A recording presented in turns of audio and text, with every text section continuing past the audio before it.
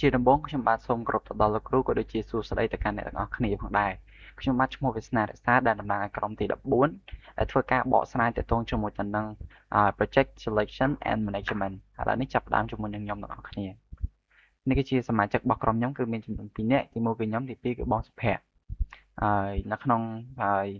project នេះផងដែរគឺមាន objective ចំនួន8ចំណុចទី1គឺ introduction project selection creating the project plan methodology selecting the appropriate methodology, estimating the project time frame requirement, developing the work plan, staffing the project, coordinating project activities.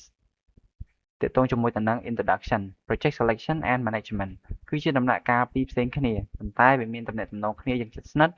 ដែលកំណត់ពីភាពជោគជ័យនៃគោលដៅរយៈពេលវែងរបស់ស្ថាប័នឬក៏ក្រុមហ៊ុន project selection គឺផ្ដោតទៅលើការសម្រេចចិត្តធ្វើការងារដែលត្រឹមត្រូវចំណែកឯការគ្រប់គ្រងគម្រោង project management គឺផ្ដោតទៅលើការអនុវត្តការងារនោះឲ្យបានត្រឹមត្រូវនិងមានប្រសិទ្ធភាពចំណុចទី2គឺ project selection ការជ្រើសរើសគម្រោងគឺជាដំណើរការយុទ្ធសាស្ត្រក្នុងការវាយតម្លៃនិងការរើសយកគម្រោងណាដែលផ្ដល់តម្លៃ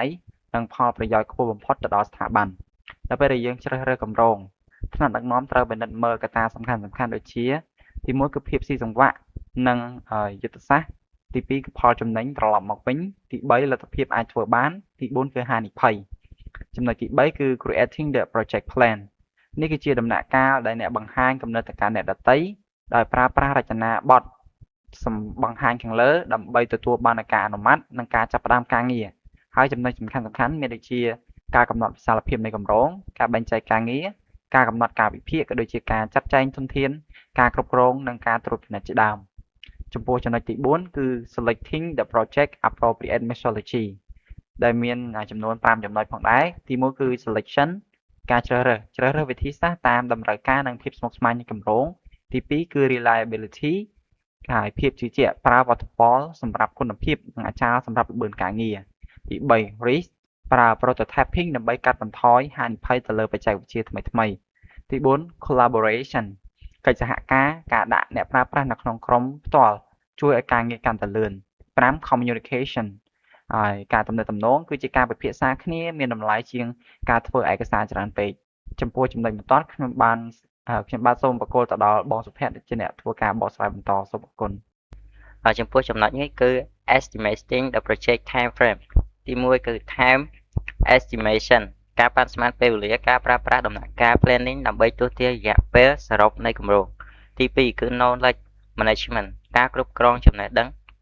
ប្រធានបទស្ដីពីការបង្កើតប្រព័ន្ធតាមដានជំនាញអ្នកជំនាញជុំវិញពិភពលោកទី3គឺ cultural shift ការផ្លាស់ប្ដូរវប្បធម៌ការយល់ដឹងពីផលវិបាកនៃការផ្លាស់ប្ដូររបៀបធ្វើការពីបែបបុរាណទៅជាអាចារ្យចំពោះចំណុចនេះគឺ developing the work plan ទី1គឺ work plan ការវិភាគសម្រាប់កត់ត្រានិងតាមដានរាល់កិច្ចការទាំងអស់ក្នុងគម្រោងទី2គឺ task identification ការកំណត់ជំហាននិងលទ្ធផលដែលត្រូវសម្រេចទី3គឺ work breakdown ការរៀបចំកិច្ចការតាមលំដាប់ថ្នាក់តាមដំណាក់កាល SDLC ឬតាមផលិតផលទី4 task dependency ការកំណត់កិច្ចការដែលមិនអាចចាប់ផ្ដើមបានលុះត្រាតែកិច្ចការមួយទៀតបញ្ចប់សិនទី5គឺ key milestone ការកំណត់បរិច្ឆេទសំខាន់ៗក្នុងគម្រោងដូចជាការបង្ហាញលទ្ធផលឬការបញ្ចប់គំរូដើមចំពោះចំណុចនេះគឺ staffing the project ទី1គឺ staffing plan ការកំណត់ចំនួននិងជំនាញដែលត្រូវប្រើក្នុងគម្រោង communication complexity ការយល់ដឹងពីផលវិបាកនៅពេលបង្កើតចំនួនសមាជិកក្រុមច្រើនពេក reporting structure ការរៀបចំខ្សែរយៈការងាររវាង project manager functional lead និង technical lead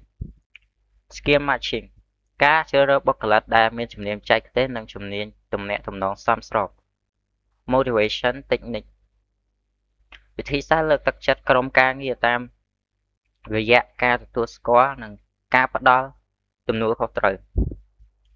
conflict handling ការប្រើប្រាស់ project charter ដើម្បីកាត់បន្ថយជម្លោះនិងបង្កើនសាមគ្គីភាពក្នុងក្រុម coordination project activity case 2 ការប្រើប្រាស់ software ដើម្បីជួយសម្រួលដល់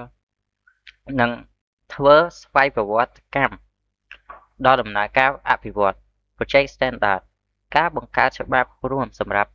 ការកំណត់ឈ្មោះឯកសារការសរសេរកូដនិងនីតិវិធីការងារ documentation ការកត់ត្រាប្រវត្តិនៃការងារនិងលទ្ធផលសម្រេចបានក្នុងដំណាក់កាលនីមួយៗនៃ SDLC trade off ការធ្វើសម្រេចចិត្តរវាងមុខងារ